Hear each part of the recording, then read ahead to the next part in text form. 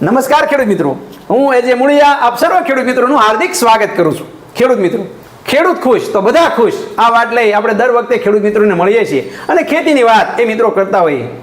દિવસે એ મિત્રો સતત ને સતત ખેડૂતોને કહેવામાં આવે છે કે જમીનની અંદર જીવતા જીવડા વધવા જોઈએ. પણ આ જીવતા જીવડા વધે ક્યારે? એને કાંઈ ખોરાક મળે તો. હવે ખાવા માટે હરીફરીન સાહેબ અમે ડીએપી ઉરિયા સિવાય કાંઈ આપતા નથી. તો જમીનની અંદર જે છે એ સેન્દ્રીય કાર્બન એટલે કે ઓર્ગેનિક કાર્બન જમીનની અંદર જે છે એ વનસ્પતિનો કહેવાય કે ભૂકો અથવા તો જે કાંઈ જે છે વસ્તુ અંદર જાય તો જમીનની અંદર પડેલા જીવતા જીવડાને કાંઈક ખાવા મળે.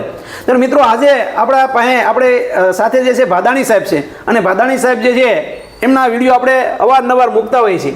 આજે સાહેબ પાસેથી જાણવાનો પ્રયત્ન કરીએ કે સાહેબ હાલનો સમયગાળો એવો છે કે અમારા ખેડૂત મિત્રો પાસે એ ઘણા બધા પાસે જે છે એ પાણીની સગવડતા છે, ઘણા પાસે નથી, હજી થોડી ઘણી છે, આમ પૂરું પાક થાય એવું નથી.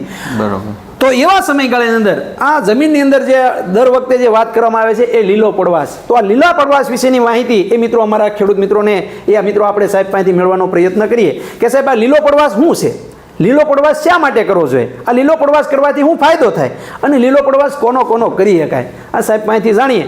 સાહેબ અમારા ખેડૂત મિત્રોને આ લીલો પડવાશની માહિતી જે છે એ આપો. આપનો પરિચય પહેલા આપજો અને ત્યારબાદ જે છે એ પરિચય તો સાહેબ હું સંદીપ ભાદાણી, ખેડૂત મોલ ગોંડલ. બીએસસી એગ્રી પૂરું કર્યા પછી હું અને દિનેશભાઈ કરનારા અમે બંને સાથે અહીંયા ખેડૂતો સાથે રેગ્યુલર સંકળાયેલા છીએ. ક્યાંક ને ક્યાંક યુટ્યુબના માધ્યમથી, ફેસબુકના માધ્યમથી અથવા તો ખેડૂત મોલ એપ્લિકેશનના માધ્યમથી રેગ્યુલર ખેડૂતો સાથે સંકળાયેલા છીએ અને ફિલ્ડ વિઝિટ દ્વારા પણ ઘણા બધા અનુભવો મેળવીએ છીએ અને ખેડૂતો સુધી પહોંચાડવાનો પ્રયત્ન કરીએ છીએ. હવે આ બધા અનુભવોની અંદર સૌથી મોટો પ્રશ્ન સાહેબ જો કોઈ નીકળતો હોય ને તો એ છે જમીનની ફળદ્રુપતાનો. આ સૌથી મોટામાં મોટો પ્રશ્ન છે.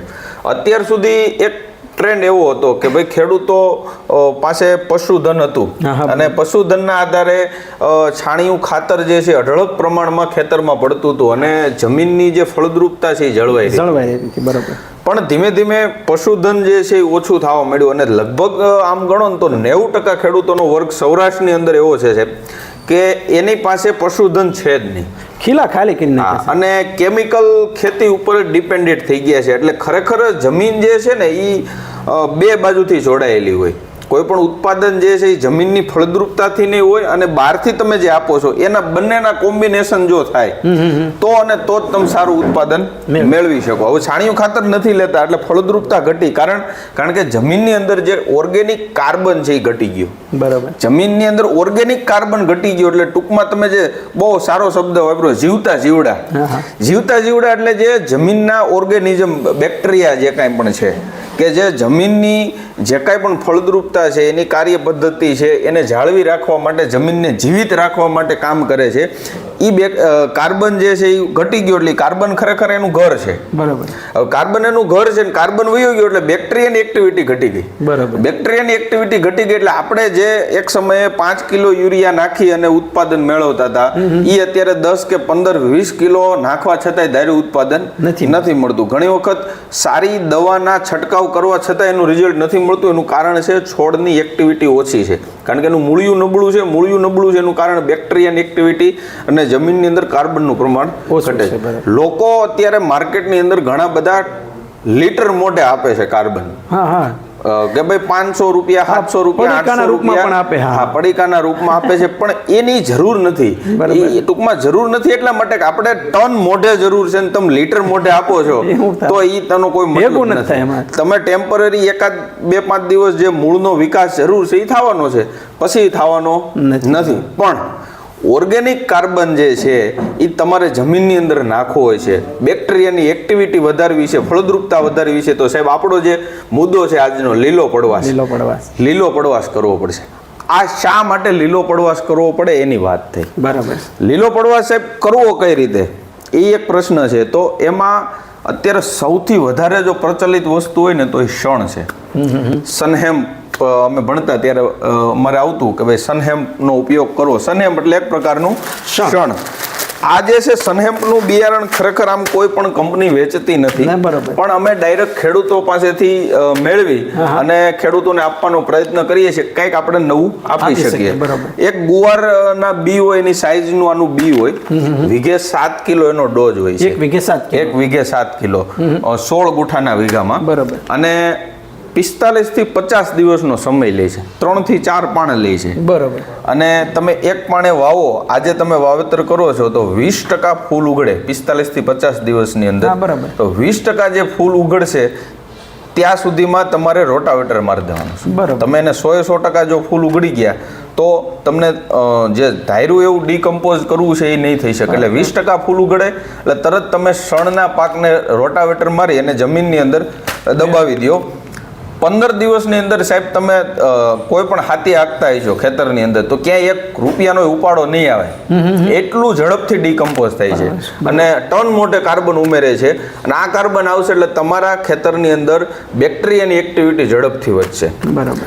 રહી વાત એના સિવાય તમારી જમીનની પીએચને મેન્ટેન કરશે, તમારી જમીનના ઇસીને મેન્ટેન કરશે, તમારી જમીનની અંદર જે સૂક્ષ્મ જીવોની એક્ટિવિટી છે ખૂબ જ વધશે.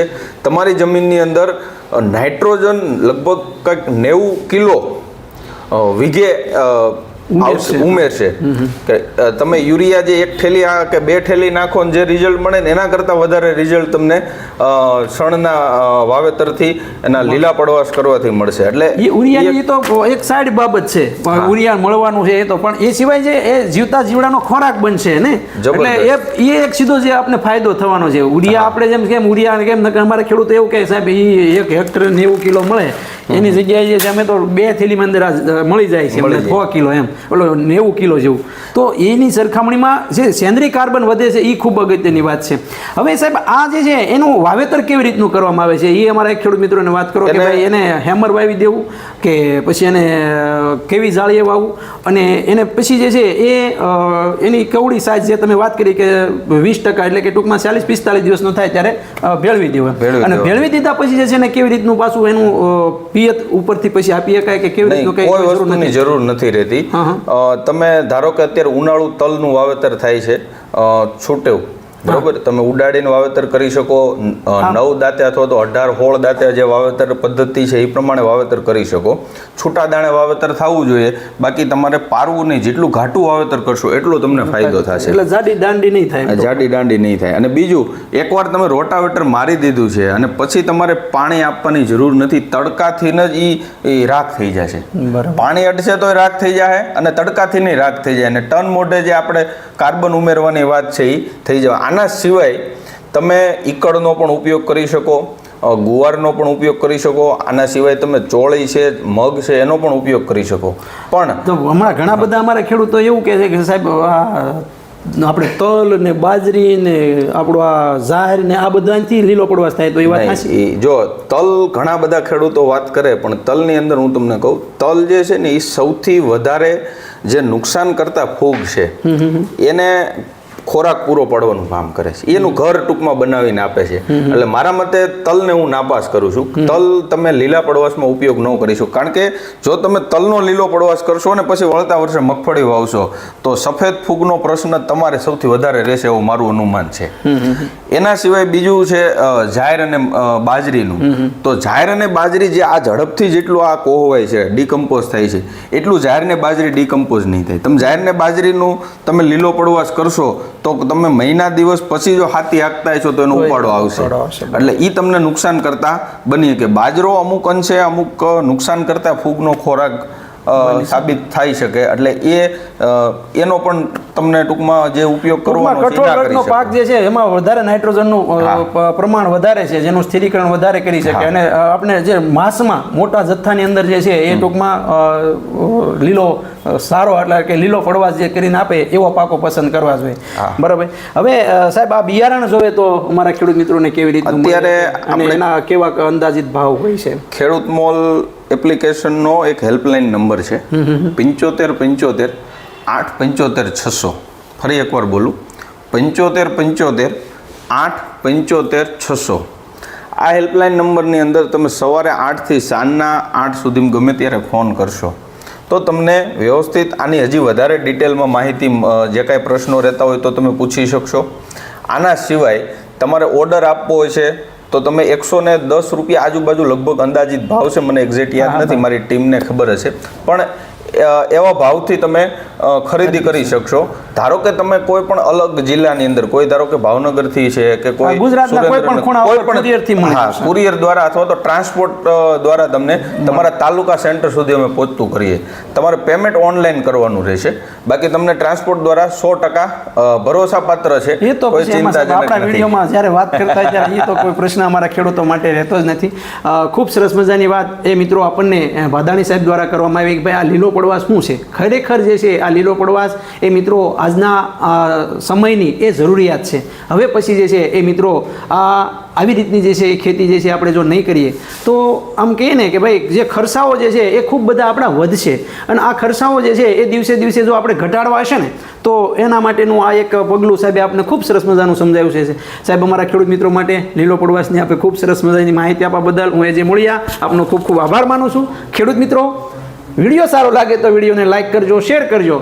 સાહેબે વાત કરી છે કે ભાઈ આ ખેડૂત મોલ એપ એકવાર તમે તમારા ફોન તમારા ખિસ્સામાં હોય તો આ એપ પણ તમારા ફોનમાં હોવી જોઈએ જો તમારે ખેતી કરવી હોય તો. બરાબર, તો આ જે છે એપને પણ તમે એક ડાઉનલોડ કરી લેજો, અને વધારાની માહિતી માટે મિત્રો એની અંદર સાહેબના નંબરને એવું આપેલું છે, વધારાની માહિતી જે છે સાહેબ પાસેથી મેળવી શકશો. ખેડૂત મિત્રો, ખેડૂત ખુશ તો બધા ખુશ.